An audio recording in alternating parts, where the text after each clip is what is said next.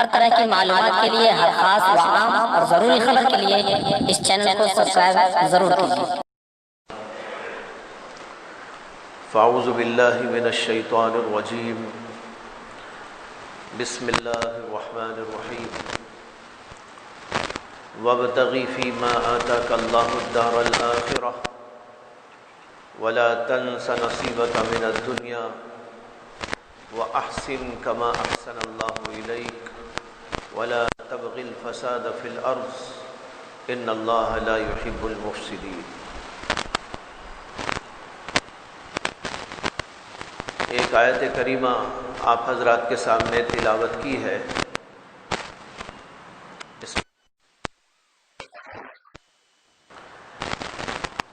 وَابْتَغِ فِيمَا آتَاكَ اللَّهُ الدَّارَ الْآخِرَةَ، اللہ نے تجھے جو کچھ عطا کیا ہے اس میں آخرت کو تلاش کر۔ اللہ نے مال دیا ہے، دولت دی ہے، سامان دیا ہے، بنگلے دیے ہیں، مکانات دیے ہیں اور کچھ کمالات دیے ہیں، کچھ اوصاف دیے ہیں۔ یہ سب کچھ اللہ کی عنایات ہیں، کچھ باہر ہیں، کچھ ہمارے اندر ہے۔ اللہ کہتے ہیں جو کچھ کہ اللہ نے تجھے دیا ہے اس میں آخرت کو تلاش کر۔ مال سے بھی اللہ کو آخرت کو تلاش کر، دولت کے اندر بھی اللہ کو آخرت کو تلاش کر۔ سب چیزوں سے مقصود اپنی آخرت کو بنانا ہے۔ مال کا مقصد یہ نہیں کہ صرف کھا لے اور پی لے اور عیش کرے اور چلا جائے، بلکہ جو کچھ نعمتیں اللہ نے تجھے دی ہیں اس کے ذریعے اپنی آخرت کو بنانا ہے۔ ان چیزوں سے آخرت کیسے بنا سکتے ہیں؟ اس طرح کہ اس مال کو، دولت کو، اپنی طاقتوں کو، اپنی قوتوں کو، اپنی صلاحیتوں کو نیک کاموں میں لگایا جائے۔ مال نیک کام میں لگ جائے گا، آخرت بن جائے گی۔ دولت نیک کام میں لگ جائے گی تو آخرت بن جائے گی۔ اپنے اندر کی صلاحیتیں، اپنے اندر کی قوتیں، اپنے اندر کی طاقتیں، ان سب چیزوں کو اللہ کی رضا کے لیے استعمال کیا جائے، نیک کاموں میں استعمال کیا جائے تو پھر آخرت بننا شروع ہو جائے گی۔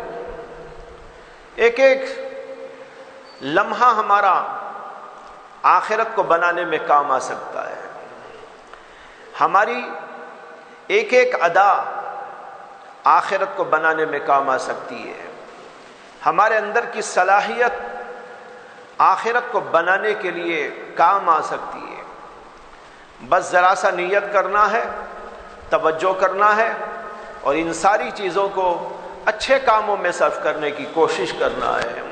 اتنا اگر کرتا ہے آدمی تو اس کا مال، اس کی دولت، اس کی جائیداد اور اس کی صلاحیت، اس کی طاقت، یہ سب چیزیں آخرت کے اندر اس کے لیے ذخیرہ بنتی چلی جائے گی۔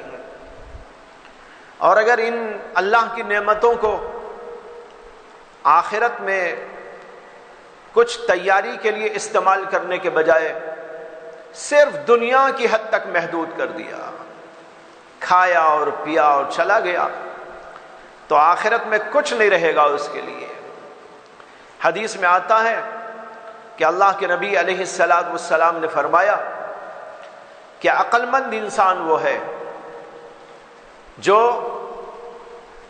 اپنے نفس کا محاسبہ کرتا ہے اور ماں بعد موت والی زندگی کو تیار کرتا ہے۔ جو ماں بعد الموت زندگی ہے اس زندگی کے لیے تیاری کرتا ہے، وہ عقل مند انسان ہے۔ لہذا جو کچھ اللہ نے ہم کو دیا ہے، کسی کو مال دیا ہے تو کسی کو کوئی صلاحیت بھی دی ہے۔ مثلا کوئی ڈاکٹر صاحب ہیں، فرض کرو کہ ان کے پاس مال تو نہیں ہے لیکن ایک ان کے پاس فن موجود ہے، ایک کمال موجود ہے، وہ ڈاکٹر ہے، اس کے اندر بڑی صلاحیت ہے۔ ڈاکٹر اپنی اس فن کو اور اپنے اندر کی ان صلاحیتوں کو، اپنے اس علم کو اللہ کے لیے خرچ کر سکتا ہے اور آخرت کو بنانے کے لیے استعمال کر سکتا ہے۔ لیکن اگر ڈاکٹر بننے کے بعد خالی مال کمانے میں لگ گیا اور خواہش ہونے لگی، زیادہ بیمار ہونے لگے اور میں ان سے مال بٹورتا رہوں، کرونا کی بیماری آ گئی اب تو ڈاکٹر میں بہت سے ڈاکٹر ایسے ہیں جن کا مشغلہ یہی ہو گیا کہ لوگوں کو بس کرونا کرونا کہہ کر اپنے جیب کے اندر پیسے پرونا شروع کر دیں۔ یہ بھی ایک ہے۔ لیکن کچھ اللہ کے بندے ایسے بھی ہوتے ہیں جن کے اندر رحم ہوتا ہے، کرم ہوتا ہے، اپنے فن کو استعمال کرتے ہیں اور اس فن کے ذریعے سے مخلوق کی خدمت کرتے ہیں اور اپنی آخرت بناتے ہیں۔ تو دیکھو ایک فن ہے، اس فن سے آپ اپنی دنیا بھی بنا سکتے ہیں اور اپنی آخرت بھی بنا سکتے ہیں۔ انجینئر ہے، ڈاکٹر ہے، بیرسٹر ہے، سائنسدان ہے، مختلف علوم کا، فنون کا ماہر ہے یا اور کوئی صلاحیت اس کے اندر موجود ہے، ان ساری صلاحیتوں کو آخرت کی تیاری کے لیے استعمال کیا جا سکتا ہے۔ مال کو بھی استعمال کیا جا سکتا ہے۔ اللہ نے ہمیں مال دیا، اس مال کے ذریعے سے مخلوق کی خدمت کرو۔ چنانچہ آگے اللہ نے اسی میں فرمایا ہے وَأَحْسِن كَمَا أَحْسَنَ اللَّهُ إِلَيْكَ، اللہ نے جیسے تیرے اوپر احسان کیا ہے تو بھی لوگوں پر اسی طرح احسان کر۔ اللہ نے تجھے مال دیا، اللہ نے تجھے دولت دی، اللہ نے تجھے کھانے پینے دیا، اللہ نے تجھے راحتیں عطا کی، اللہ نے تجھے سایہ عطا کیا اور بڑے آرام کے ساتھ، سکون کے ساتھ تو رہ رہا ہے، سکون کے ساتھ کھا رہا ہے اور پی رہا ہے، لیکن مخلوق کے ساتھ تیرا کام اگر احسان کا نہیں ہے تو پھر تو بھی کیا انسان؟ انسان تو وہ ہوتا ہے جو احسان کرتا ہے، انسان وہ ہوتا ہے جو لوگوں کی خبرگیری رکھتا ہے، انسان وہ ہوتا ہے جو دوسروں کے دکھ میں، درد میں شامل ہوتا ہے۔ اس لیے یتیموں کی خبرگیری، بیواؤں کی خبرگیری، محتاجوں کی خبرگیری اور ان کے ساتھ احسان و سلوک، اس کے ذریعے بھی انسان اپنی آخرت کو بنا لیتا ہے۔ ایک آدمی پر احسان کیا، آخرت کے اندر کچھ بن گیا۔ کسی غریب کے ساتھ احسان کر دیا، آخرت کے اندر کچھ اس کے لیے بن گیا۔ تو اس طریقے پر اللہ کہتے ہیں احسن کما احسن اللہ الیک، اللہ نے جیسے تیرے اوپر احسان کیا تو بھی لوگوں کے اوپر احسان کر۔ آج ہم لوگ ایسے ہیں کہ جب مال ملتا ہے، دولت ملتی ہے، کھانے کو ملتا ہے، پینے کو ملتا ہے تو بس سب کچھ ہم ہی بٹور لینا چاہتے ہیں۔ کچھ غریبوں کا خیال کریں، کچھ ان لوگوں کا خیال کرے جن کے گھروں میں کچھ نہیں پک رہا ہے، جن کے پاس کچھ کھانے کو اور پینے کو نہیں ہے اور ضرورت ان کو ہے، کوئی بیمار ہے اور اسے خرچ کرنے کے لیے موجود نہیں۔ کہتے ہیں کہ ایک آدمی تھا، بیمار ہو گیا لیکن اس کے پاس پیسے موجود نہیں تھے، تو اس کے گھر کے لوگ سوچنے لگے کہ کیا کریں۔ ڈاکٹروں نے بتایا کہ فی الفور اس کا علاج کرنے کے لیے اسے اتنے روپے کی ضرورت ہے، 2000 4000 کچھ نہ کچھ دینا پڑے گا، لیکن اس بیچارے کے پاس موجود نہ تھا۔ گھر والوں نے مشورہ کیا اور اپنے بازو پڑوس میں گئے اور جا کر کہا کہ ہمارے گھر کا فلاں فرد بیمار ہو گیا لیکن خرچ کرنے کے لیے، علاج معالجے کے لیے کوئی پیسہ موجود نہیں اور ہمیں اتنے روپے کی ضرورت ہے، 1000 روپے تم دے دو تو 1000 روپے میں کچھ کام بن جائے گا اور ہم جو ہی سہولت ہوگی تم کو لوٹا دیں گے۔ لیکن ان گھر والوں نے ان کی کوئی مدد نہیں کی اور ٹال دیا اور کہا نہیں ہمارے پاس میں موجود نہیں ہے۔ اب وہ بیچارے اپنا سا منہ لے کے آ گئے اور اسی دن اس بازو گھر والے کے رشتہ داروں میں ایک کوئی تقریب تھی، شادی کی یا اور کچھ، اور ان لوگوں کو وہاں جانا تھا. تو اس گھر والے کی 3 بیٹیاں تھیں.